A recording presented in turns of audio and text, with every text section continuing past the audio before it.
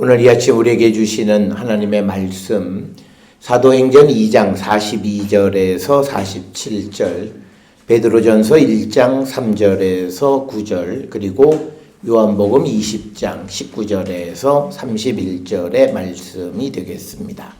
오늘 우리가 함께 읽은 성경을 통해서 보면 이제 예수 그리스도의 부활을 체험한 그런 성도들의 변화된 삶, 예수 그리스도의 부활을 체험한 성도들의 삶이 어떻게 변화되어졌는가라고 하는 것이 오늘 우리가 읽은 요한복음의 말씀이나 또는 사도행전의 말씀 그리고 베드로전서의 말씀들이 바로 예수님의 부활을 믿고 부활의 능력 안에 살아가는 성도들의 변화된 모습을 우리에게 가르쳐 주고 있습니다. 특별히 오늘 우리가 함께 읽은 사도행전 2장 42절로 47절에 있는 말씀을 통해서 보면 예수 그리스도의 부활을 체험한 성도들이 함께 지내면서 모든 것을 공동으로 소유하고 재산과 재물을 팔아서 모든 사람에게 저마다의 필요를 따라서 나누어 주곤 했다라고 하는 것이 오늘 주시는 42절로부터 47절의 말씀이고, 이러한 그 성도들의 변화, 개인의 어떤 재산이나 재물을 다른 사람들을 위해서 포기할 수 있는 것은, 이것은 예수님을 부활하신 주님을 만난 성도들만이 할 수 있는 일 가운데 하나이고, 오늘날 우리가 예수를 믿는 믿음을 가지고 있다고 하면서도 이런 초대교회의 믿음과 같은 믿음의 생활을 나누지 못하는 것은 어쩌면 우리 안에 부활하신 주님의 그 능력, 그리고 부활하신 주님을 체험한 그 그림자가 그렇게 확실하게 우리에게 드리워지지 않았기 때문이 아닌가, 이렇게 생각을 합니다. 뿐만 아니라 오늘 우리가 함께 읽은 베드로전서 1장 3절로부터 9절까지의 말씀을 통해서 보면 베드로는 이제 그리스도께서 부활하셔서 우리에게 새 소망을 주셨다라고 하는 것, 그래서 우리가 얼마 동안은 시련을 겪게 되지만 그러나 즐거워하라고 하는 이런 선포를 우리에게 주십니다. 우리가 이 베드로의 이 말씀, 그리고 사도행전 2장에 기록되어 있는 베드로의 설교를 우리가 생각해 보면 사실 예수님이 체포돼서 가야바의 집에서 신문을 받으실 때 베드로는 그 여종 한 사람이 베드로에게 예수님과 한 패거리다 이렇게 이야기했을 때 강하게 부인했을 뿐만 아니라 아주 집요하게 그 여종이 베드로도 한 무리다, 너의 말투를 보니까 갈릴리 사람의 말투다, 그래서 자꾸 점점 그를 위협하자 결국에는 베드로가 예수님을 저주하기까지 이르게 된다. 그랬던 베드로가 오늘 우리가 보는 사도행전 2장에서 베드로가 예수 그리스도의 십자가를 선포하는 그런 설교를 할 뿐만 아니라 또 오늘 우리가 함께 읽은 베드로전서 1장 3절로부터 9절에 있는 그 말씀들을 우리에게 주시는 것을 보면 그 부활을 체험한 성도들의 삶이 얼마나 완전하게 변화되어졌는가라고 하는 것을 우리에게 보여주고 있습니다. 특별히 오늘 우리가 함께 읽은 요한복음 20장에 보면 20장 19절에 있는 우리가 말씀을 통해서 보면 이제 그 예수님의 그 이 십자가에 달려 돌아가신 후에 안식 후 첫날 저녁에 제자들이 유대인들을 두려워해서 문을 걸어 잠그고 이렇게 두려움 가운데 있었던 그 제자들의 모습입니다. 오늘 주시는 19절 요한복음 20장 19절에서 안식 후 첫날 저녁이란 말은 다른 말로 부활하신 날 저녁에 이제 예수님께서 이제 제자들에게 오셔서 19절에 보니까 가운데 서서 너희에게 평강이 있을지어다 이렇게 말씀하시면서 20절에서 손 옆구리를 보여주시니까 제자들이 그것을 보고 기뻐했다라고 하는 겁니다. 오늘 우리가 읽은 말씀의 19절과 20절의 분위기는 전적으로 다른 겁니다. 하나는 두려움 속에 있던 제자들이 부활하신 주님을 뵙고 기뻐하는 모습이 우리 오늘 주시는 성경에 기록이 되어져 있다라고 하는 것입니다. 따라서 우리 모든 성도들이 예수님의 부활을 내가 믿고 또 부활을 체험하고 부활의 능력을 믿는 성도들의 삶에는 변화가 있어야 된다라고 하는 겁니다. 그래서 우리는 부활을 다른 말로 정의하면 부활은 변화다. 특별히 우리가 부활이라고 하는 것은 우리가 새롭게 태어나는 그 어떤 새로운 역사, 우리를 새롭게 하시는 그 하나님의 역사가 바로 부활이기 때문에 부활을 믿는 이들, 내가 부활하신 주님을 만났다고 하는 사람들은 분명 그의 삶은 변화가 있어야 된다. 그것은 성경에 나와 있는 많은 제자들과 사람들의 모습이 부활을 체험한 이후에 우리가 상상할 수 없을 정도로 변화된 모습을 우리에게 보여주고 있기 때문이다라고 하는 겁니다. 따라서 오늘 우리가 주시는 말씀을 통해서 과연 우리는 지난 주간에 예수님의 부활절을 보냈습니다. 부활절을 보내고 우리는 부활의 능력 안에 살아가겠다고 말을 하는데 과연 우리는 어떤 삶으로 변화되어졌는가라고 하는 이 질문을 우리 스스로에게 제기하고 그 대답을 우리가 어떻게 변화되어야 하겠는가라고 하는 것을 우리가 오늘 주시는 말씀들, 특히 예수님의 제자 가운데 베드로의 변화를 통해서 그 방향을 우리가 한번 찾아보고자 합니다. 우리 기독교 신앙에 있어서 부활을 체험했다 안 했다라고 하는 것은 대단히 중요한 겁니다. 오늘 우리가 함께 읽은 요한복음 20장 19절로부터 31절에서 예수님이 부활하신 날 저녁에 제자들을 찾아오셔서 보여주시면서 제자들에게 평강이 있을지어다. 여기서 말하는 평강이라고 하는 것은 단순히 두려워하지 말라 이런 정도가 아니라 너희들의 삶에 모든 것이 형통하기를 바란다 이런 뜻입니다. 그래서 유대인들의 인사 중에 샬롬하고 인사하는 것은 그냥 너 잘 지내냐 이런 정도가 아니라 내가 그리스도의 이름으로 너의 모든 삶이 형통하기를 빌어주는 말이 샬롬이고 오늘 예수께서 요한복음 20장에서 두 번이나 평강이 있을지어다라고 말씀하시는 것은 바로 제자들, 특히 예수님의 부활을 체험한 이 제자들의 모든 삶이 형통하라고 축복해 주시는 말씀이다라고 하는 겁니다.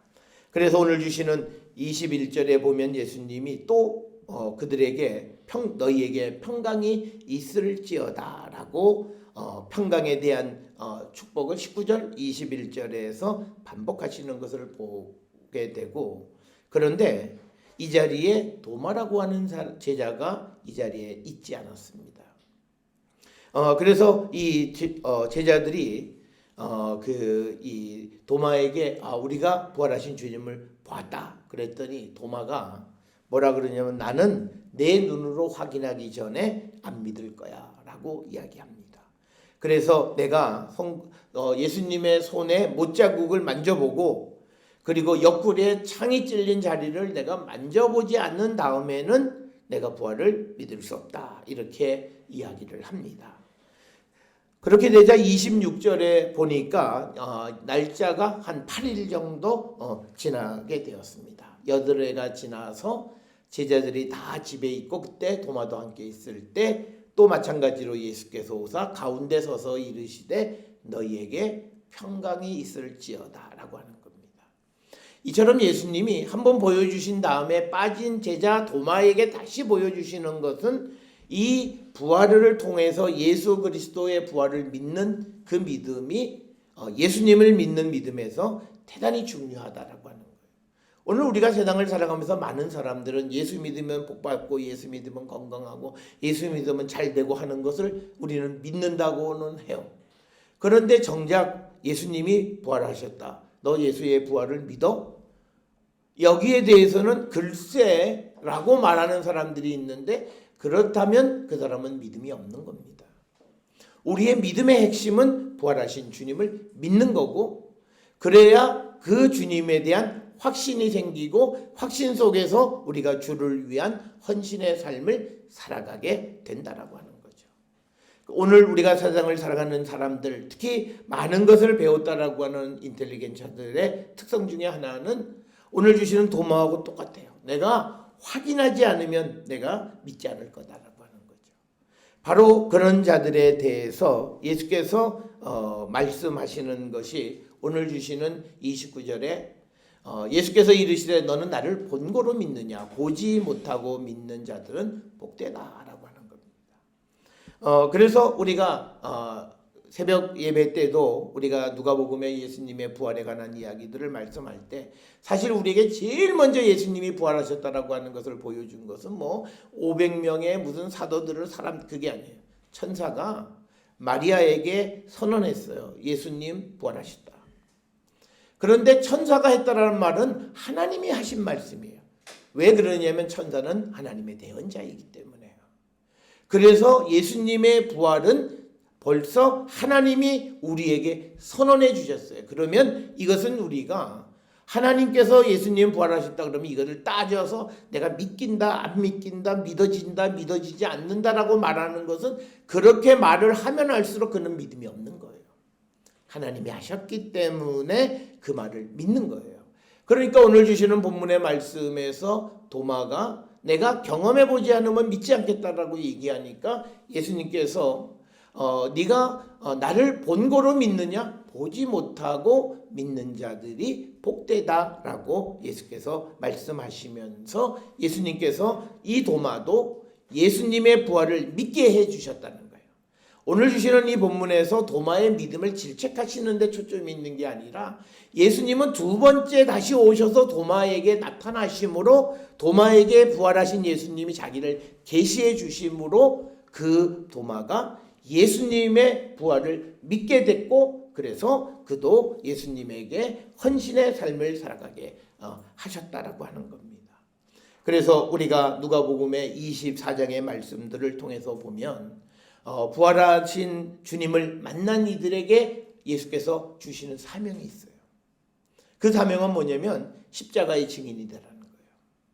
우리가 예수 만났고 뭐 부활을 뭐 체험하고 해서 그게 내가 병 낫고 내 삶이 잘 되고 그게 아니라 너희들이 내가 죽음을 이기고 부활한 것을 믿느냐? 그 믿음을 가지고 그 능력을 가지고 이제 예수 그리스도를 세상에 증언하라고 말씀하시는 거예요.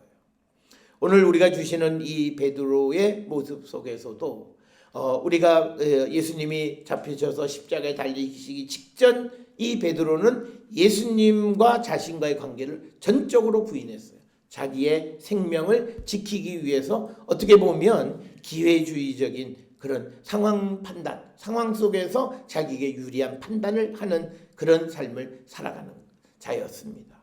그런데 그가 오늘 주시는 이 요한복음 20장에서 제자들에게 나타나신 그 주님의 나타나심을 보게 됐고 그리고 우리가 요한복음 21장에 보면 이제 갈릴리에서 예수께서 이 베드로에게 내 양을 먹이라고 특별히 사명을 또 주세요. 그래서 이 부활하신 주님을 만난 다음 이 베드로의 모습은 전적으로 새로운 사람이 되어졌다는 거예요.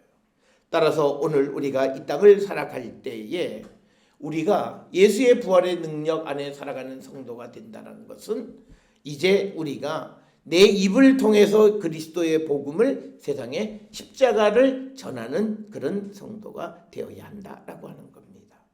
그래서 우리가 함께 읽었던 베드로전서는 바로 베드로가 본도, 갈라디아, 갑바도기아, 아시아, 비두니아 등에 흩어있는 성도들에게 편지를 써서 예수님의 죽음과 부활은 우리에게 산 소망이 됐다라고 하는 그리스도의 십자가의 증인의 삶을 살아간다라고 하는 겁니다. 오늘 주님은 이제 부활하셨고 우리는 부활을 기념하고 나는 부활을 믿는다고 우리가 입으로 고백하는 성도로서 이 땅을 살아갈 때 우리는 어떤 삶을 살아가는 자들이 되어야 하는가라고 하는 겁니다.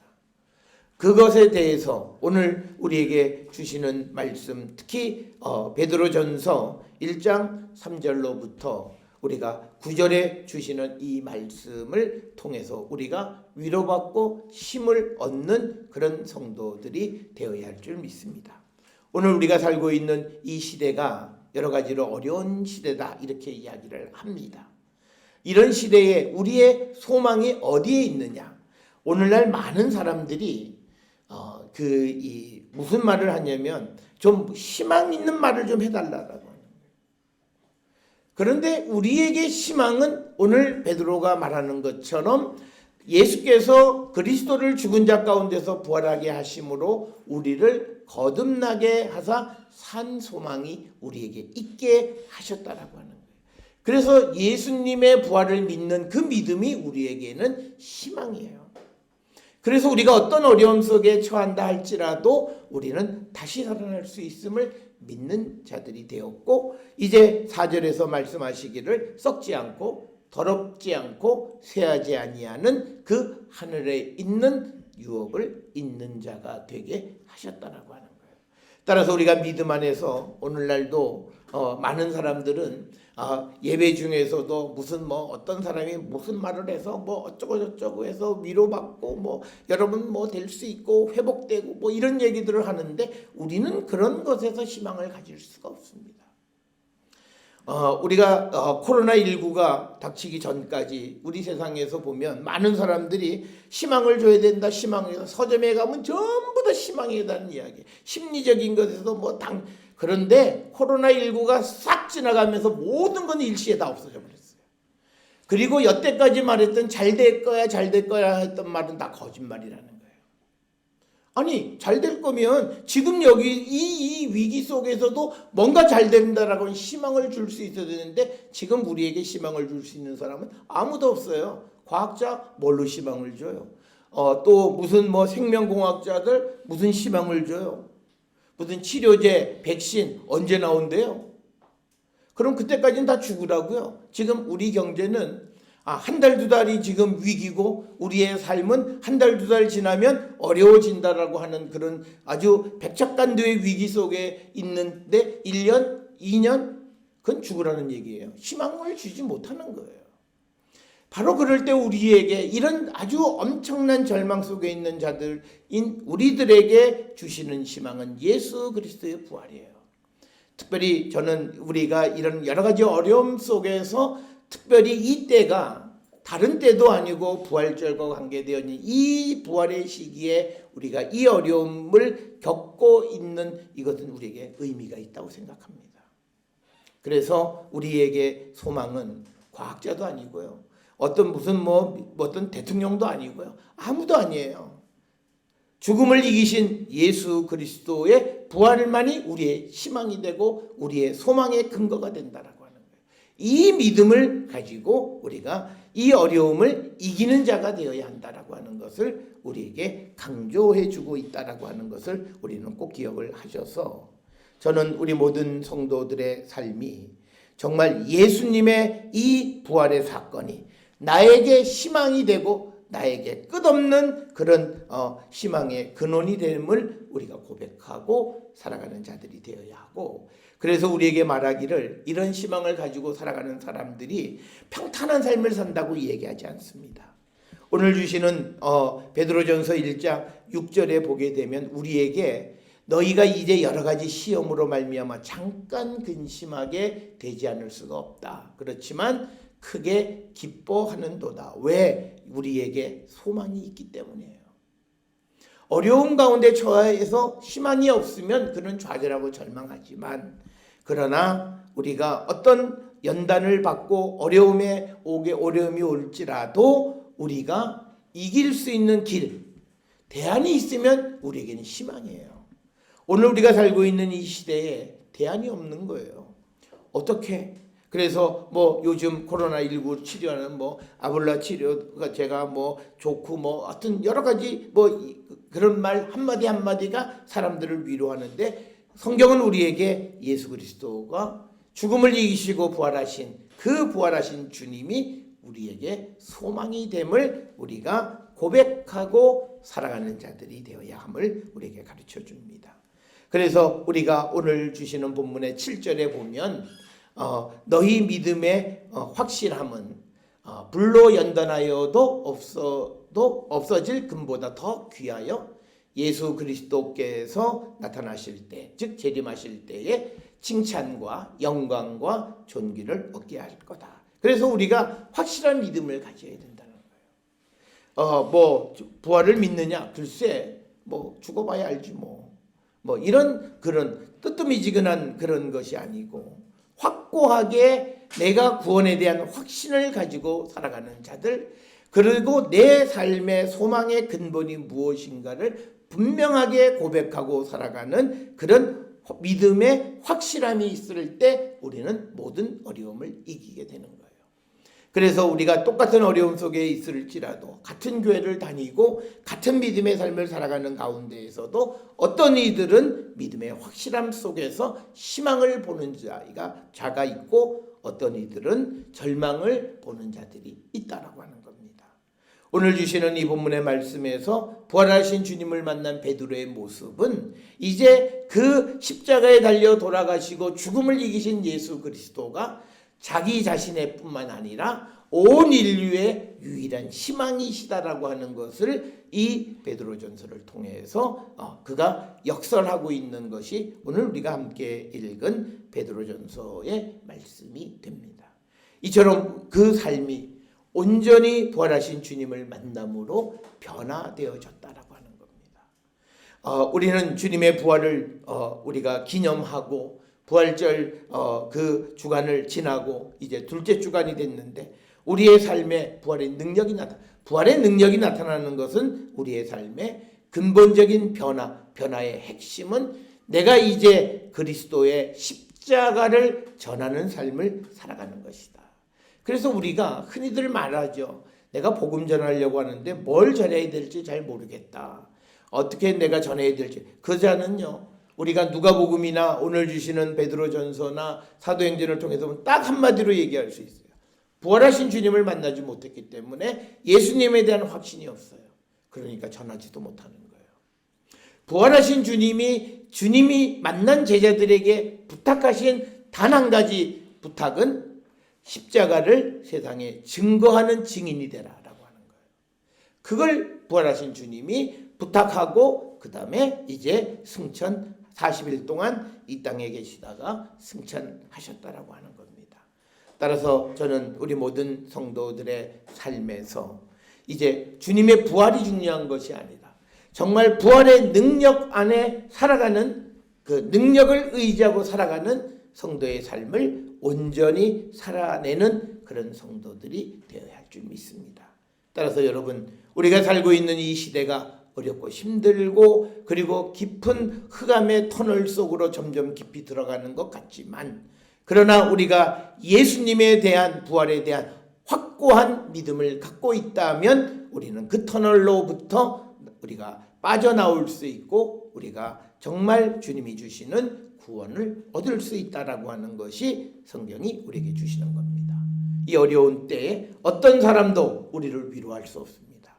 오직 주님만이, 특별히 죽음을 이기시고 부활하신 예수 그리스도의 부활의 능력만이 우리의 소망의 근거가 되어짐을 믿고 나가는 우리 모든 성도들 되어서 어렵고 힘든 시대에 이 말씀을 의지해서 우리 모두가 다 견디고, 그래서 주님 다시 오실 때에 칭찬과 영광과 존귀를 얻게 되는 우리 모든 성도들이 될 수 있기를 주의 이름으로 축원합니다.